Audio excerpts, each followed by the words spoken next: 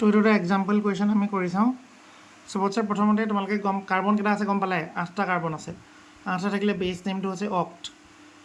আৰু মাজত নাম্বাৰ কিছুমান থাকিব আৰু এতিয়া আমি ডাবল বনকেইটা চাই ল'ম নাম্বাৰকেইটা কি আহিব এতিয়া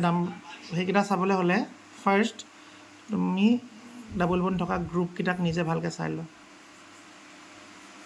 এই দুইটা গ্ৰুপত আটাইতকৈ সৰু নাম্বাৰ কি আহিছে অভিয়াছলি 2 আহিছে তো আটাইতকৈ সৰু নাম্বাৰ থকা লাইনটো আমি ল'ম তো এই লাইনটো আমি ইগন'ৰ মাৰিম তো তলৰ লাইনটো বাদ দিয়া ইগন'ৰ মাৰি দিয়া কাটি দিবা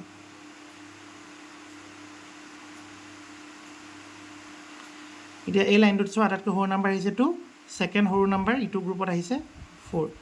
তো আমি ডাইৰেক্টলি গম পালোঁৱেই 2 আৰু 4 হ'ল আৰু দুটা ডাবল বন্ড আছে নহয় দুটা ডাবল বন্ড থাকিলে আমি কি লিখোঁ ডাই তিনিটা থাকিলে আমি লিখিম ট্ৰাই দুটা থাকিলে 2 তিনিটা থাকিলে ট্ৰাই তো দুটা ডাবল বন্ড আছে সেইকাৰণে ডাই আৰু ডাবল বন্ড হ'লে ই এনি লাগে তো অক 2,4 ডাই ইন এটা তোমালোকক এক্সাম্পল দিছোঁ নিজে কৰিবা